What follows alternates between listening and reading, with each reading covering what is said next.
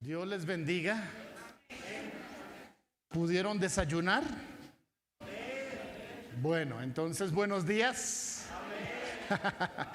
A los que están en transmisión en sus casas o donde quiera que el Señor les esté proveyendo estar, un saludo. Y a todos los que hoy por primera vez nos acompañan, por supuesto que queremos saludarles en esta mañana. Si alguien nos acompaña por primera vez, solo levante su mano, queremos darle la bienvenida. ¿Hay alguien nuevo esta mañana? Ok, todos ya son de la casa. Bueno, nos alegra por todo lo que tenemos en esta mañana. Los alumnos de las diferentes escuelas que han completado el nivel de discipulado en el cual se inscribieron van a ser certificados, y algunos de ellos del primer nivel pasarán a tomar el bautismo en el segundo servicio. Así que tenemos motivos para celebrar esta mañana. Amén. Denle un aplauso al Señor y se calientan las manos. Amén. Muy bien. Bueno, Dios es bueno y para siempre es su misericordia. Me alegra poderles ver en esta mañana y saber que están bendecidos. ¿Sí? Solo los bendecidos sonríen. Los demás lo intentan. Bien. Muy bien, vamos al libro de los Hechos para compartir esta mañana esta palabra que tengo para ustedes. Estamos ya poco a poco avanzando hacia los días finales del año y todos nos alistamos. Bien, antes de ir a la palabra, hermanas vengan, quédense las de las ofrendas, por favor, no se vayan. Queremos bendecir a los hermanos que han dado sus ofrendas. ¿Sí? Tomen esos ofrendarios y los colocamos delante del Señor. ¿Sí? Allá atrás la hermana Blanquita está pidiendo poder. Bien. Como han leído la expresión en el Antiguo Testamento como ofrenda mecida, el sacerdote en una de las ofrendas que él presentaba, pues la levantaba delante del Señor y la mecía para que esa ofrenda fuera aceptada. Así que yo creo que Dios bendice al dador alegre. Yo creo que Dios bendice al dador alegre. Sí. Si estás en casa y quieres ofrendar, puedes hacerlo a través de los medios electrónicos y participar de la bendición de dar. La Biblia asegura que es mejor dar que recibir. Es mejor que dar que recibir. Eso no se aplica para el boxeo, eso aplica es para la ofrenda. ¿Sí? Para la ofrenda. Si usted ha ofrendado y aunque no lo haya podido hacer, en todo caso reciba la bendición esta mañana. Señor, presentamos delante de ti estas ofrendas, producto del trabajo, porque nos das la vida, la fuerza, la sabiduría, la gracia. Señor, hoy honramos tu nombre, te adoramos, obedecemos, confiamos en ti y damos con alegría nuestras ofrendas para que el reino de los cielos se extienda, que tu nombre sea conocido en todo lugar y que tu pueblo no falte, Señor, de el alimento físico y espiritual, Señor. En el nombre de Jesús, y todos afirmamos amén. Amén y amén. Muy bien, gracias, hermanas. Hechos capítulo 4, verso 23 en adelante. Quiero hablarles de un poquito del contexto de este pasaje para luego señalar el título. El evangelio estaba avanzando de una manera muy interesante después de la resurrección del Señor. Los discípulos por un momento trataron de amedrentarse. El Espíritu Santo les influyó con su poder y su gracia, y salieron al público a compartir el Evangelio, y el Señor les estaba respaldando con hechos poderosos. Amén. Y se estaban viendo milagros, así que eso les animaba para seguir predicando el Evangelio. Pero algunos, por diferentes motivos, por envidia, por tradición religiosa y por muchas otras cosas, que ya antes habían sido culpables de la muerte de Jesús, y ahora veían que la muerte de Jesús, en lugar de haber detenido el progreso del Evangelio, lo que hizo fue impulsarlo mucho más, porque no hay nada más maravilloso que esa ofrenda de salvación que trajo sobre nosotros. Precisamente estamos celebrando en estos días que tenemos un Salvador. Amén. Es el mejor regalo del Padre hacia nosotros, su salvación. Y el Evangelio avanzaba, pero algunos querían detener el avance del Evangelio. Sin embargo, no había manera de lograr esa oposición. Siempre, en todos los tiempos, escuche esto, en todos los tiempos de la historia, la iglesia ha tratado de hacer su función de predicar el Evangelio, de avanzar, y siempre ha encontrado algunos opositores, ¿verdad? Opositores. A veces la iglesia reacciona de manera adecuada, a veces trata de esconderse, pero definitivamente estamos en un tiempo donde la iglesia debe volver a dar a conocer las buenas de salvación. Y quiero hablar acerca de qué hay que hacer después de una crisis, porque hemos estado viviendo un tiempo de crisis, ¿verdad? ¿Qué hay que hacer después de un tiempo de crisis? Ahora, la crisis de la cual habla el capítulo 4 de Hechos de los Apóstoles es una crisis que provocó un milagro. Y yo me pregunto, bueno, ¿habrá milagros que en lugar de producir euforia despiertan crisis y persecución? Sí, hay en la Biblia varios casos donde algo bueno se convierte en un motivo para que algunos sufran. Y eso sucedió en el capítulo 4. En el capítulo 4, un hombre mayor, un hombre ya de más de 40 años, que había estado durante mucho tiempo mendigando, un hombre paralítico. No solamente tenía el problema de ser mendigo, la mendicidad le había provocado precisamente su discapacidad, y dependía de lo que la gente le daba. El lugar que escogió para recibir monedas, para recibir ayuda, fue el templo llamada La Hermosa. Sábado tras sábado, y cada vez que había reunión, había quienes lo ayudaban para que llegara hasta ese lugar, y de eso era lo que vivía. Ya tenía una mentalidad, una condición, una identidad de mendigo, de tal manera que casi que Jerusalén completa, la gente de Jerusalén, sabía quién era ese hombre por la cantidad de años. Así que era muy fácil que si se hablaba en algún lugar del mendigo que pedía limosna a la puerta de La Hermosa, cualquiera, y seguramente ellos hasta conocían el nombre de ese hombre. Ese hombre, un día, dentro de la agenda de Dios, recibe un milagro por mano de los apóstoles Pedro y Juan. Le es impartida la sanidad, ¿sí? Ahora, este hombre no pidió ser sano. Este hombre pedía lo que él pensaba que necesitaba, y lo que él siempre pensaba que necesitaba era dinero. Sin embargo, aunque no la pidió, Pedro y Juan entendieron que la voluntad de Dios no era mantenerlo como mendigo, sino cambiar su identidad. Esto es importante lo que estoy diciendo, porque a veces nosotros pedimos lo que creemos que es lo que necesitamos, pero Dios nos da a veces no lo que pedimos, sino lo que realmente necesitamos. Y escucha esto, mejor que la sanidad de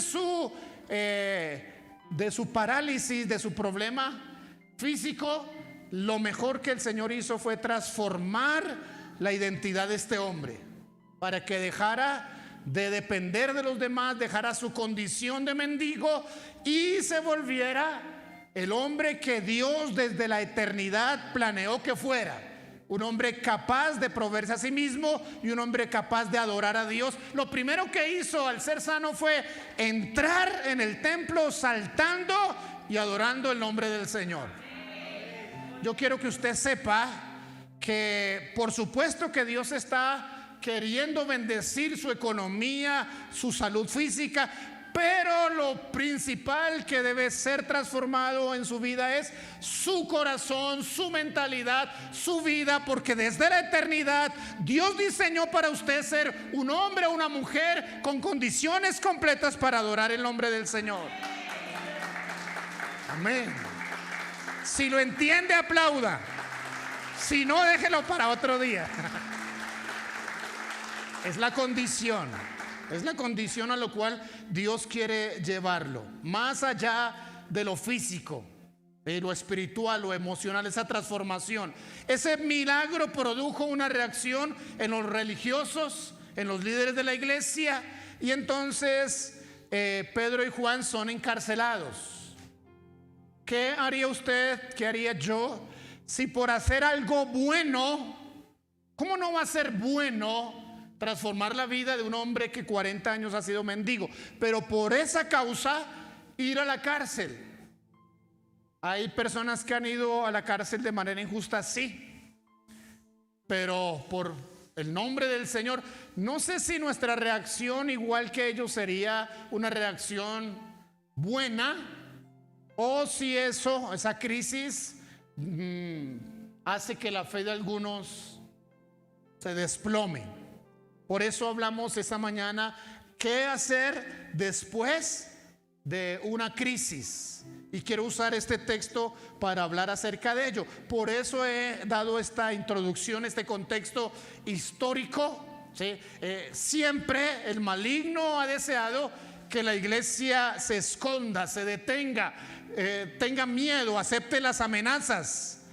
Y por miedo a las diferentes amenazas, así como encarcelamos a sus pastores y a esos que hicieron ese milagro, si ustedes se atreven, también irán al mismo lugar. Y entonces, ¿qué hacer? ¿Qué reaccionar? Por supuesto que llevamos en amenazas ya más de 2 años y necesitamos entender qué hacer después de una crisis. El deseo del maligno es que la iglesia se detenga, se entrega, se esconda, pero la voluntad de Dios es que la iglesia avance y haga lo que Él estableció que nosotros hagamos. ¿Estamos, hermanos? Muy bien. Vamos entonces al capítulo 4 de Hechos y vamos a leer algunos versos. Por ejemplo, verso 23 y verso 24. Es importante que esta mañana usted tenga en sus manos su Biblia, sea física, sea electrónica. Si es electrónica, póngala en modo que no vaya a ser interrumpido ni con llamadas ni con ninguna otra cosa más que con el texto. Y si no use la Biblia física en casa, no se conforme solo con ver en la pantalla, ver la transmisión, también tenga en sus manos su Biblia. Y puestos en libertad, verso 23 del capítulo 4. No sé qué versión tenga usted, pero sé que dice más o menos lo mismo. Y puestos en libertad, vinieron a los suyos y contaron todo lo que los principales sacerdotes y los ancianos les habían dicho. Y ellos, habiéndolo oído, alzaron unánimes la voz a Dios y dijeron: mire, esta es la primera reacción. Lo primero que debemos hacer después de una crisis es reforzar nuestra unidad como iglesia. Número 1, reforzar nuestra unidad como iglesia. Dice, ellos vinieron a los suyos. No está refiriéndose en términos de familia de sangre, sino está refiriéndose en términos espirituales a aquellos que entendían su lenguaje de fe su acción de fe, y entonces lo que hizo fue reunir la iglesia, y al estar la iglesia reunida, entonces dice que unánimes alzaron su voz. Cuando tenemos crisis es muy importante acercarnos unos a otros. No es el tiempo de estar separados, no es el tiempo de estar aislados. Sí, en el mundo entero bioseguridad dice que hay que tener aislamiento, pero la escritura dice que es importante acercarse, venir a los suyos y unánimes levantar nuestra oración al Señor. Amén. Así que es una invitación a que la iglesia acerque espacios. Es una invitación a que la iglesia una esfuerzos. Es una invitación para que la iglesia esté cerca, no aislada. Ya hubo tiempo suficiente para estar separados como tuvimos que estar, pero necesitamos reforzar la unidad de la iglesia. Lo digo otra vez, necesitamos reforzar la unidad de la iglesia. Y lo digo una tercera vez para que lo entendamos, necesitamos reforzar la unidad de la iglesia. Sí. Si tiene alguien cerca, mírelo, y si puede. El hermano habló hace 8 días de la importancia de abrazar, ¿verdad? Y para abrazar no puedo estar a 2 metros, aunque bioseguridad me diga que tengo que estar a 1,5 metros. Necesitamos reforzar, ¿qué? Sí, hay que entender esto. Sí. No estamos abrazándonos, acercándonos porque sea Navidad, aunque una razón para hacerlo es la Navidad. Sí, pero más que eso, se trata de entender los tiempos de Dios. ¿Escuchó eso? No estamos hablando, ni el Espíritu está hablando acerca de abrazarse, de acercarse. Ese es el tema porque es Navidad. No, más allá de que sea Navidad es entender espiritualmente los tiempos. Y si hay algo que debe, escúcheme, caracterizar al cristiano, es que es entendido en los tiempos. ¿Escuchó bien lo que dije? Usted debe ser un especialista en entender los tiempos. Ahora, cuidado, porque Jesús dijo que algunos eran especialistas. Uy, va a hacer sol en la mañana, en la tarde va a llover y por la noche va a hacer frío. Uy, qué sabio es. Mañana va a amanecer lloviendo. Y entonces hay algunos que miran la naturaleza y demás y son expertos en predecir lo que va a suceder, pero son totalmente, perdóneme la palabra, ignorantes con respecto a los tiempos de Dios. Eso no lo digo yo, lo dice la palabra del Señor. Pero usted y yo somos ¿qué? Entendidos. Y ser entendido en el tiempo de Dios significa que usted comprende que este es el tiempo para reforzar la unidad. ¿Para reforzar qué? La unidad. Aunque en su empresa y aunque en otros lugares le den oficialmente carta de vacaciones, cuidado. Descanse sí, pero no se aparte de la iglesia.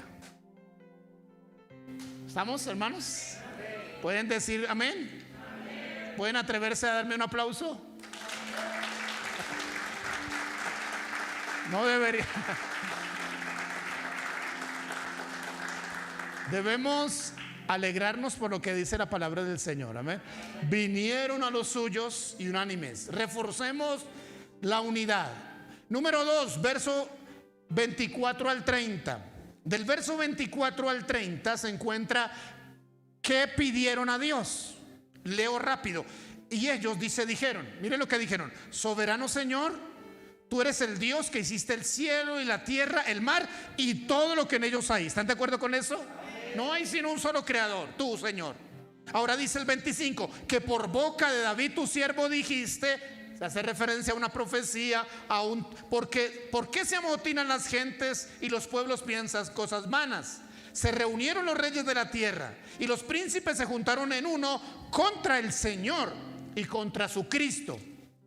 porque verdaderamente se unieron en esta ciudad contra tu santo Hijo Jesús, a quien ungiste, Herodes, Poncio Pilato, con los gentiles y el pueblo de Israel. Uy, también está incluyendo ahí aún a los mismos creyentes, para hacer cuanto tu mano y tu consejo habían antes determinado que sucediera. Y ahora, Señor, mira sus amenazas y concede a tus siervos encontrar una cueva donde esconderse. ¿Dice eso?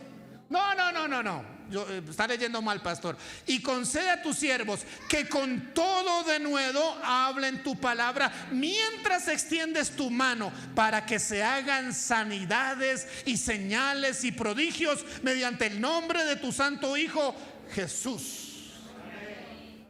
La oración logró un nivel de poder tan fuerte que el verso que sigue dice que cuando terminaron la oración hubo un temblor.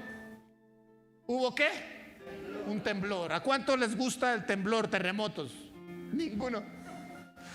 Los terremotos hacen salir a las personas corriendo. Físicamente hubo un temblor. Número 2, aparte de reforzar la unidad, ¿qué hacer después de una crisis? Multiplicar la oración. Número 2, ¿qué hay que hacer? Multiplicar la oración. ¿Qué hay que hacer? Sí. Dice el verso 31, cuando hubieron orado. ¿Qué tipo de oración hicieron? ¿Sí? No fue una oración a favor de ellos. Ay, Señor, mire lo que nos están haciendo. Fue una oración a favor del reino. Que no se detenga la predicación, que tu nombre siga siendo conocido.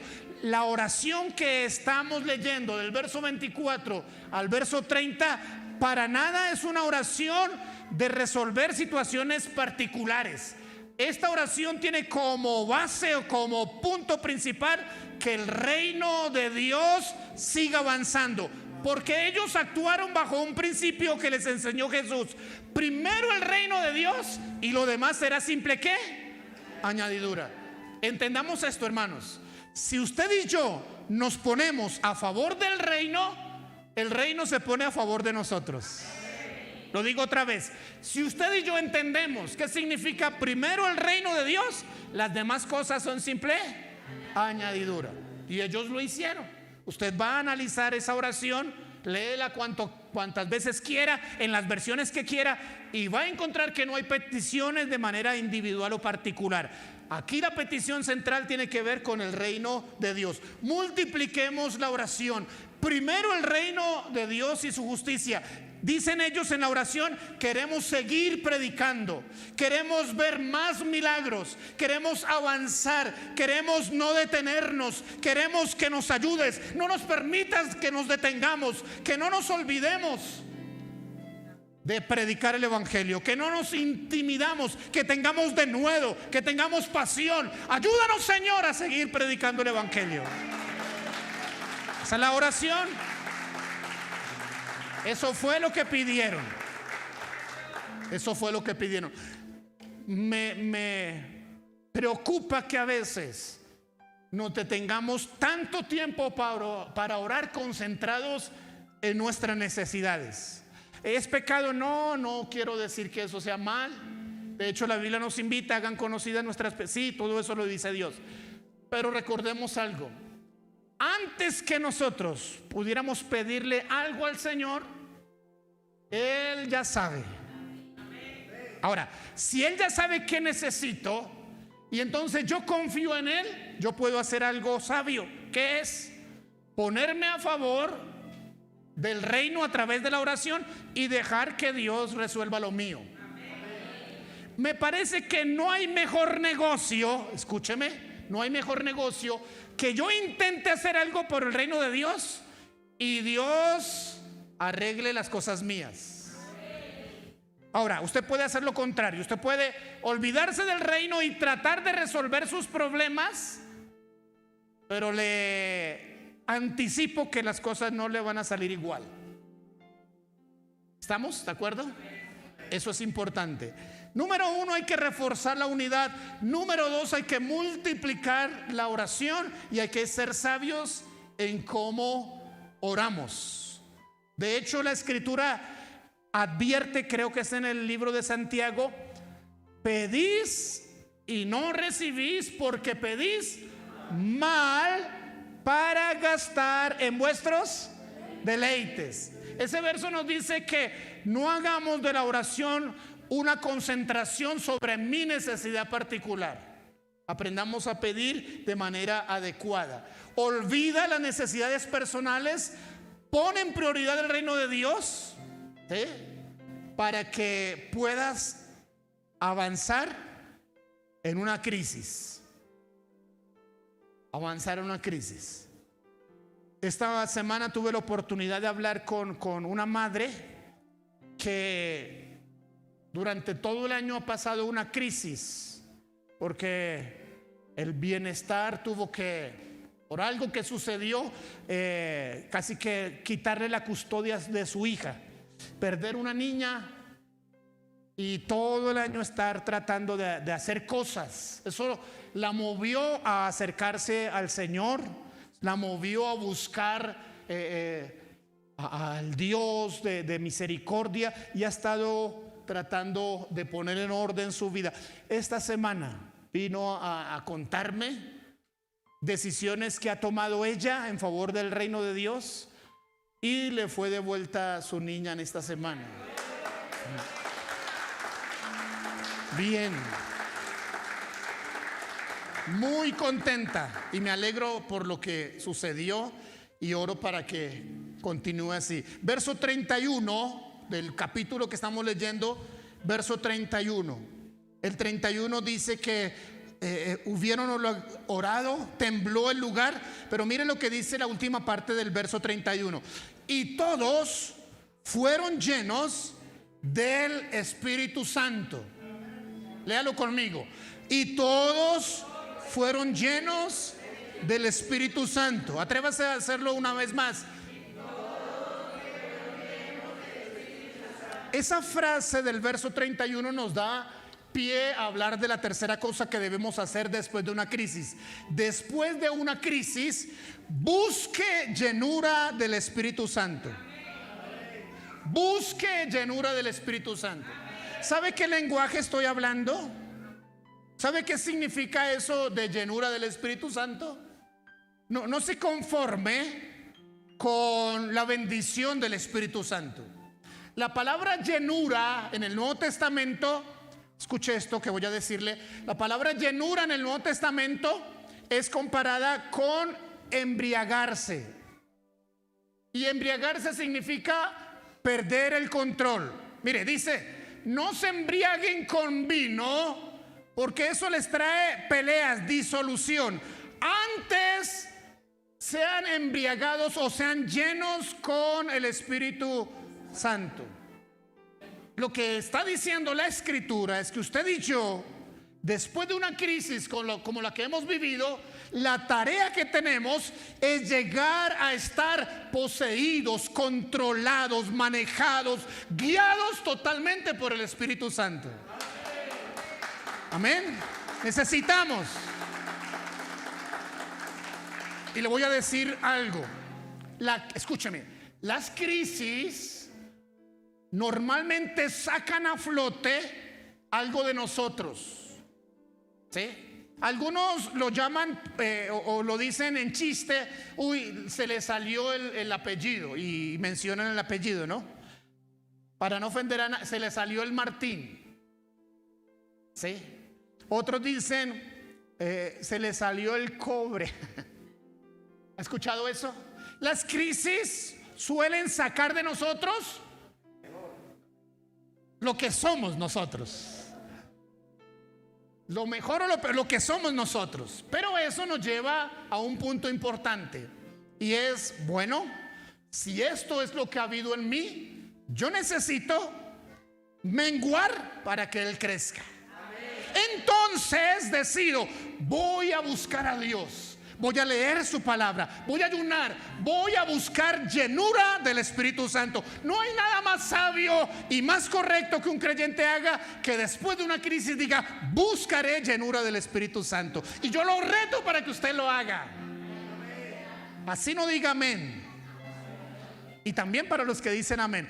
Pero es algo sabio buscar ¿qué? Llenura del Espíritu Santo. Cuando hubieron orado, el lugar se estremeció.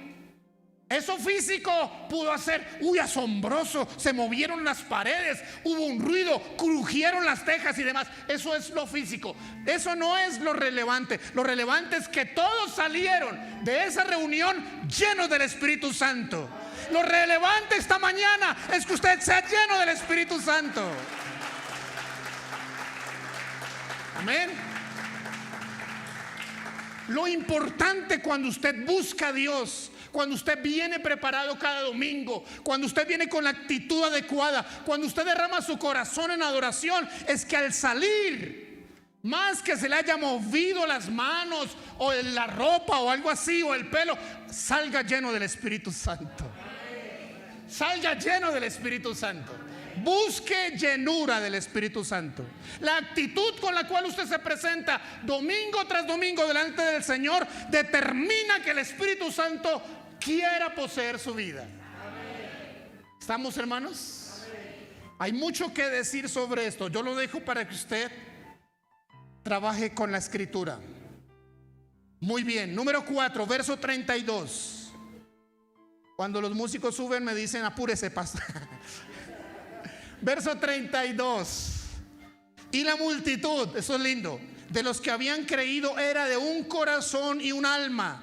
Y ninguno, miren esta frase, y ninguno decía ser suyo propio nada de lo que poseía, sino que tenían todas las cosas en común. Número 4, después de una crisis, practiquemos generosidad. Número 4, practiquemos ¿qué?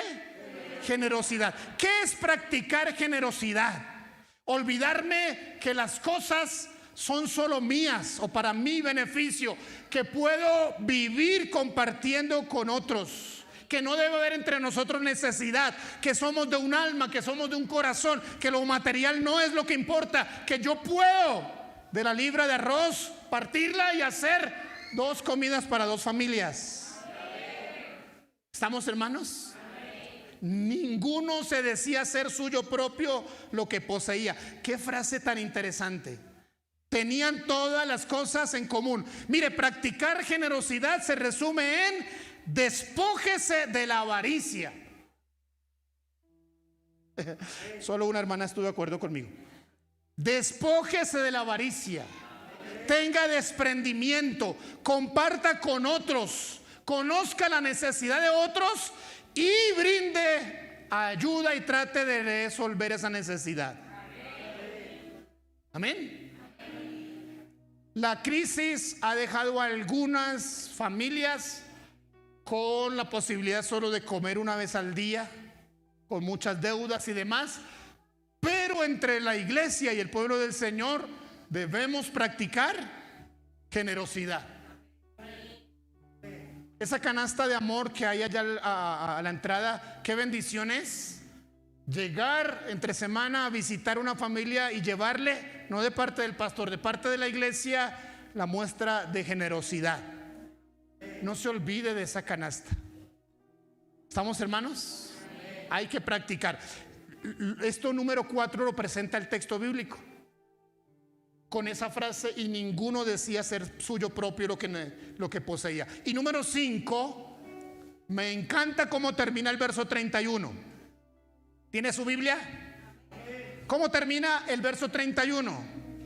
Y hablaban con denuedo la palabra de Dios. Subráyelo, escríbalo, grábelo ahí en una USB, en su memoria. Número 5, continuar predicando. ¿Qué hay que hacer después de una crisis? Continuar predicando. Y hablaban no de cualquier manera, sino tiene la expresión con denuedo. ¿Qué significa con denuedo? Esta palabra significa alegría, pasión, entusiasmo, deleite, gozo de publicar el nombre del Señor. Así debemos. Es tiempo que la iglesia continúe predicando. Sigamos predicando con entusiasmo. Tengamos pasión de anunciar el nombre de Cristo. Donde quiera que ellos estuvieran, sea trabajando, estudiando, todo lo que hacían era predicar el evangelio. ¿Sí? Donde quiera que iban, predicaban. Donde quiera que estaban, predicaban. Donde quiera que les invitaban, predicaban. Así termina el verso 31.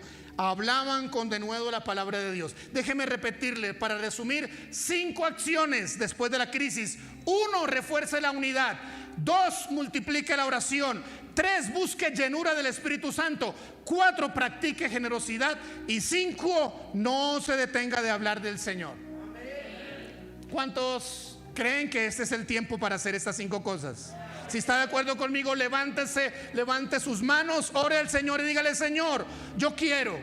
Quizás la principal de estas 5 que le va a dar un motor que lo impulsa es la llenura del Espíritu Santo. No hay nada mejor que le puede suceder a un creyente que recibir la llenura del Espíritu Santo. Y quiero atreverme a decir que esta mañana es un momento oportuno para recibir llenura del Espíritu Santo. Si usted está dispuesto, levante sus manos y deje que el Señor complete de esta palabra sobre su necesidad. Y usted se ha tocado, usted se ha investido, usted se ha lleno del Espíritu Santo. Más importante que se le muevan sus manos, más importante que una experiencia sensorial, es que usted sea lleno con el Espíritu Santo. Cierre sus ojos, levante sus manos y dígale: Señor, yo busco ser lleno del Espíritu Santo. Yo necesito, si estás en casa, necesitas recibir la llenura del Espíritu Santo. Allá levanta tus manos o arrodíllate y pídele al Señor esa llenura y de su gracia. Y mientras adoramos esta mañana al Señor, va a suceder algo importante en medio de nosotros. Su presencia hará cosas nuevas en nuestras vidas para que salgamos diferentes a lo que entramos. Adore al Señor, no se detenga, levante su oración, anhele y pídale al Espíritu Santo cubrirlo con su bendita y maravillosa gracia. Levantemos la voz.